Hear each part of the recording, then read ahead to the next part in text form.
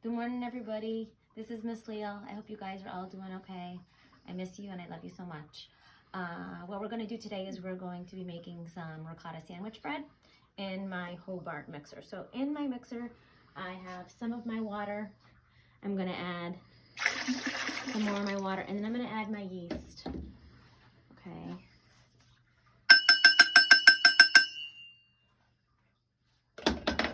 I'm going to let that kind of get happy a little bit.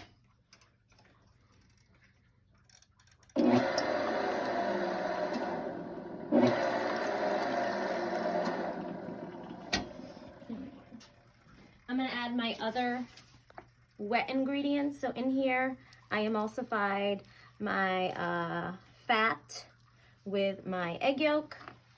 There's ricotta cheese and some more eggs in here as well, okay? So I'm going to add that to the mixer.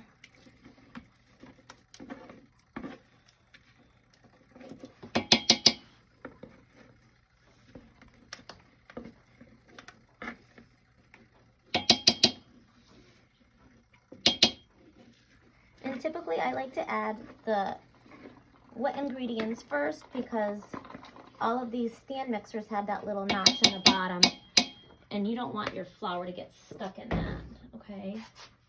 So on top of that, I'm going to add my flour that I have already weighed out. And I like to weigh out my flour into old flour containers because just like you saw, it's really easy just to kind of like put it into your mixer without making a mess. All right, so I have my flour. I'm gonna add my salt on top of that. Okay, I'm gonna add my sugar on top of that.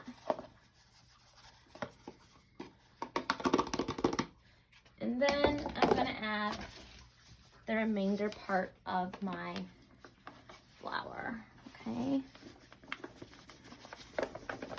So whenever you're mixing bread dough, you always want to go slow and then pick up your speed.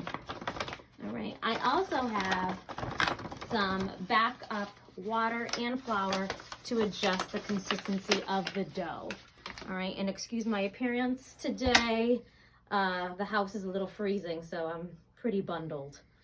Okay, so I'm gonna turn this on slow. I'm just gonna pulse it at first until it all combines.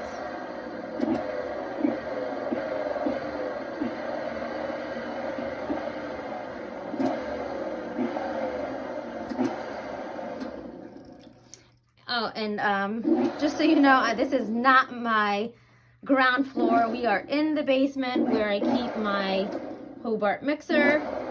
All right. Again, I hope you guys are all practicing social distancing.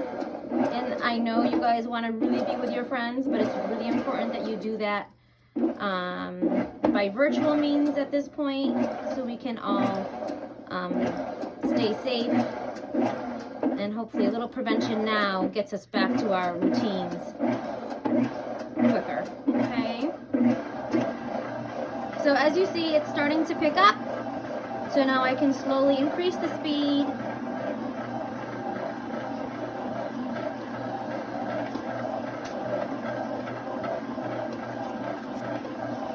Now it's starting to form a ball, so then I'm going to pick up the speed.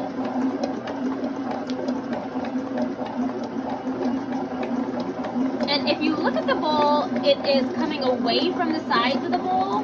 So that's how you know it's starting to be fully kneaded at this point. I'm just going to give it like another minute. And then you're going to see the consistency is really nice and soft. It should kind of be like the back of your ear. And it should all be the same consistency. As you notice, there's nothing on the bottom of my bowl. Okay, the dough is really, it's nice and soft, and it's not really kind of sticking to my fingers. So the dough is pretty much done at this point. All right, I am going to lower it, take the dough hook out, and then it has to rest for I would say maybe about an hour and a half or 2 hours. I say 2 hours only because my house is really cold today, so it's gonna need a little bit more time. All right, and then once we get to that part, we'll make another video. So see you in a few.